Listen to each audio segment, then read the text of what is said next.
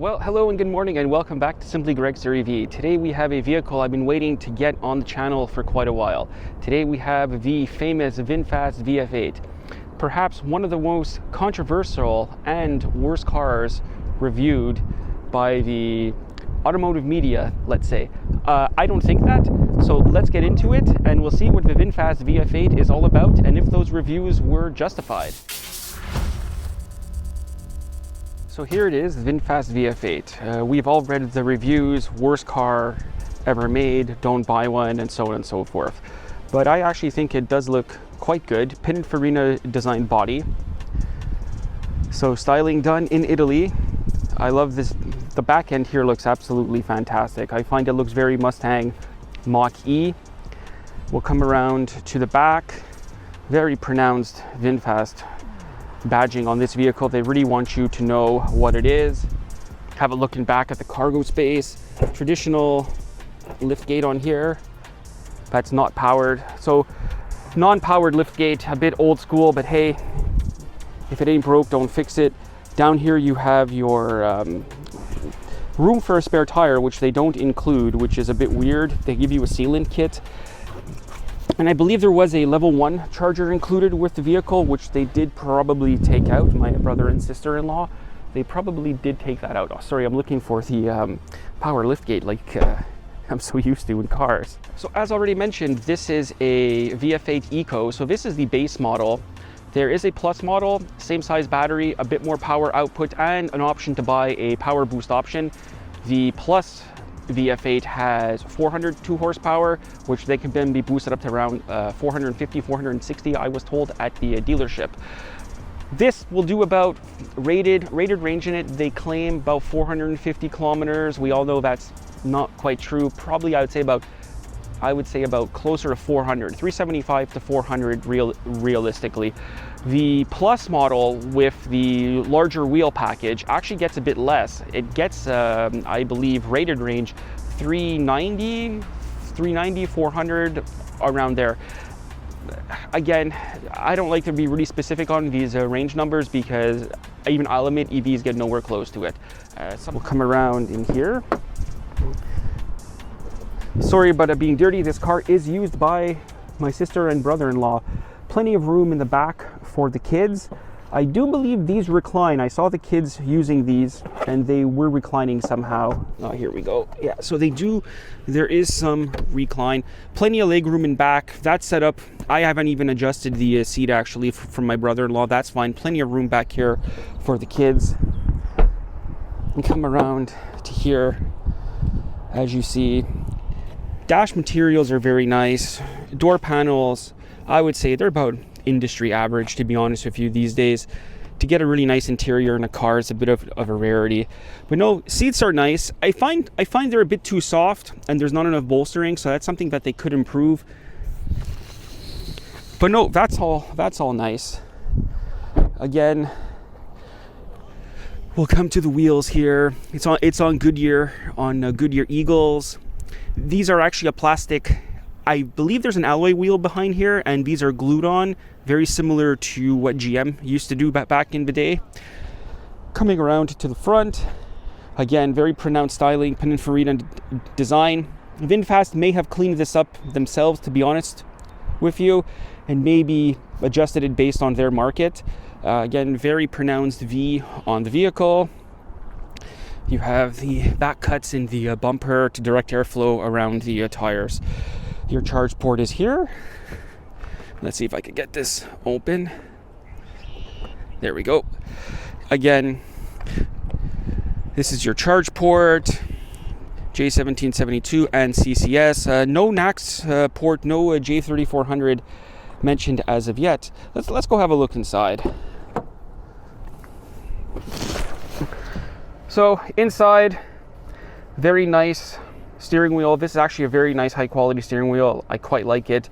Perforated leather on the steering wheel. You have all your cruise control and driving assist functions, volume control. I haven't tried any of this. This will come in a later review when we do a range test.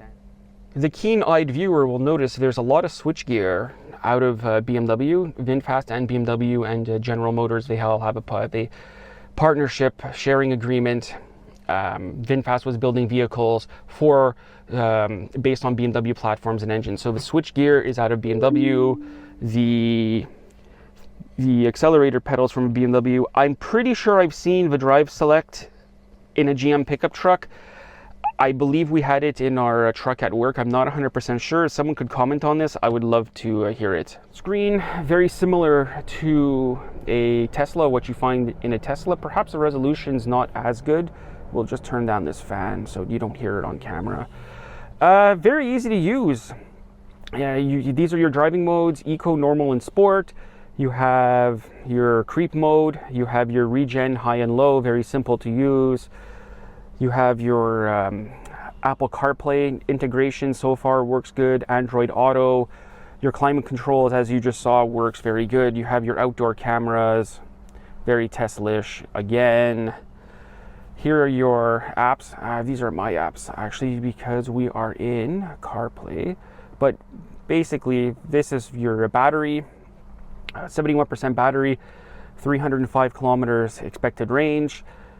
It does show battery temperature. I love that they show that. But something weird I found was to adjust your charge current, you have to be plugged in while you're charging, which I found strange. It does support the plug-in charge. I'm not too sure which certificate they're using to verify, but it does support some sort of semblance of plug-in charge, which is pretty cool. Let me just turn off my CarPlay here, because I really want to get the let's see if we could get the VinFast apps on here. Yeah, here. So here are your VinFast apps. You have Asphalt 9, Baja Big Air, Internet. Your driving aid screen is here. So again, very nice, very easy to use. I know they had a lot of software issues with these in the beginning, but they were clunky and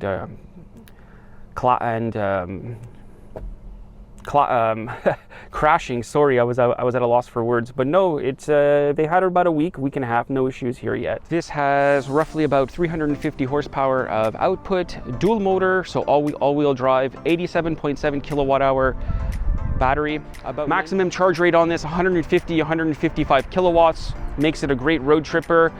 Perhaps the efficiency not as good as what we would expect from a Model Y, but I mean, Tesla's in a completely different league. We already know that. And maybe that BMW iX that we've grown to love on this channel.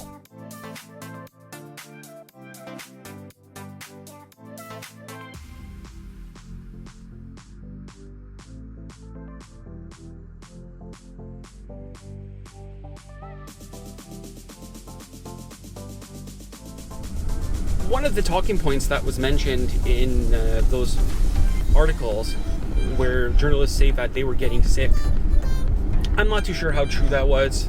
The car industry in general is heading towards stiffer suspensions on vehicles, simply to deal with the weight without having to do a complex and expensive air suspension system, which would be the best way to handle the extra weight of the vehicle. But no, it rides okay. Look, I'm not going to say it's the most comfortable ride. I'm not going to say it's that BMW iX, but that BMW iX is also 2.5 times the price. But no, it rides well. It rides about as well as or as good, I should say, as a Model Y. Yes, it's stiff. But it's not crashing around. You're not being thrown about everywhere, and the roads in Montreal aren't exactly the best. And what's funny is, early on in those articles, I was always reading about how bad it was, and I started getting on the bandwagon. Everyone started calling them Vingon, and you know what? I started getting into it deeper, and I thought to myself, saying, Greg, this makes absolutely no sense. I said, how bad can this car be? Like, how bad can it actually be? Yeah, it has its quirks, but all cars have their quirks. I've been in the auto industry for nearly 20 years. I can tell you every car has some sort of quirk or some sort of fault. But you know what? This isn't a bad vehicle. This is not bad at all. They might have made updates from that first journalist test drive, but you know what? It's absolutely fine. There's really no issues. It drives well, plenty of power. Like I said, about 350 horsepower, dual motor. You know, it's a really solid competitive package, and people are buying them. You're seeing more and more on the roads here, especially now as the rebate's ending towards the end of the year. So everyone's trying to pick up what they can to take advantage of what's left of the rebate. But no, I quite like this vehicle, and the more I got into it, then we went to go and test drive one. After that first test drive, I said, you know what, I think the automotive journalists, they might have got it wrong. And quite honestly, they do get it wrong quite a lot of the times. When you go into something with a bad idea, or you have some preconceived notion in your head saying it's going to be horrible, chances are that's what you're going to set yourself up for failure. And I believe that's what they did, because this is actually a good vehicle. Is it perfect? No. Is it comparable to a Tesla Model Y? Possibly in some aspects, if it being an SUV and so on. But no, this is a good average vehicle. This is going to be a first EV for quite a lot of people. So now we have to get into pricing. This right here, right now in Quebec, here in Canada, is $55,000 starting. And I think that's a bit overpriced. I think it's about $6,000 or $7,000 overpriced. But what's interesting are the lease rates on it. This is $500 a month tax in with zero down. If you put $2,000 down, it's around $400 a month tax in. There is no EV that offers this much level of luxury, this much level of performance, comfort, and range for that price on a lease payment here in Canada. Currently, there's not even gas-powered SUVs at that price here in Canada currently on a monthly lease. Absolutely nothing. This is such good value for money that it deserves a chance. It deserves a look. I'm glad to see that I switched my thought on the Vinfast, because at first, like as I said, I was making fun of it. I'm like, it's a terrible vehicle. But you know what? This is what people need. We've become a subscription society where we're not looking at the overall cost of something. We're looking at that monthly cost. So what ends up happening is a vehicle like this that you can get for $500 a month, you're saying, well, that's not too bad, because now I could maybe charge it at home and the gas is not costing that much.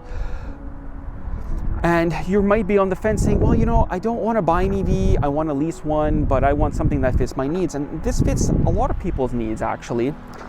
This fits a lot of people's needs. You could put your kids in the back, you have room for your stuff, it has good range, it has good performance, as I've mentioned. Yeah, it has a couple quirks, but let's be honest here. We all know all cars have quirks. But at the same time, vehicles like this are going to get people into EVs, and that's what we need currently. We need people buying EVs. We need word of mouth saying how good EVs are and how much fun they are to drive and how much you like driving them. But at the same time too, the problem with Vinfast is they're absolutely terrible at their dealer network. My sister and brother-in-law had not a stellar experience dealing with them. The general manager was nice, the product specialist was nice, the sales side not so nice, but I find that a lot with dealerships. The left doesn't speak to the right and the up doesn't speak to the down, and it just ends up being this giant convoluted mess. And it was the same thing with my mother-in-law and father-in-law. They're getting theirs as well in white, and the service is not great. I think Vinfast has to work on that service aspect, because being a startup manufacturer, especially one that no one's ever heard of, from a country that's not really well known for building cars, even though Vietnam has been producing cars for quite a while in complete knockdown kits since probably the mid-90s, you know, you have to work on that service and sale aspect. You're offering excellent value for money, but that first experience is so important in the automotive space, not just the EV space, just the automotive space. And if you look at Tesla, all their sales were always on word of mouth. That word of mouth is so important in any industry, because that's what people are going to remember, saying, hey, the car is great, I love the car. But at the same time, we're like, well, the service was terrible, and I couldn't get an answer out of anyone, or it took a week to run a credit check. So it's things like that Vinfast has to work on. They have a good competitive product. They have a product that you can lease at an affordable price for people. And, you know, as I said, we have become that subscription society where we're looking at the monthly price. What can I afford in terms of monthly payments? And that's the way we're headed. I wouldn't finance this vehicle. I think right now the lease rates on it are excellent. Lease it for 4 years, then get something else at the end of it. This is going to be a first-time EV for most people, in my opinion. And if you look at my family right now, my brother and sister-in-law, first-time EV owners. My in-laws, my mother and father-in-law, as I said, are getting one as well in white, first-time EV owners. So you're catering to the market at excellent lease rates. But these are first-time EV owners, and when people go to a dealership and they hear that a level 1 charger in the trunk is a spare battery pack, well, that's something you have to work on. So as I said, Vinfast VF8, this is in Eco trim. I like it, I enjoy it. This is a great car, this is a great first EV. Go out, check it out, go drive one. I'm pretty sure you're going to like it. And again, if you've made it this far with my ramblings, please click like and subscribe. It helps us a lot. And we'll see you in the next film.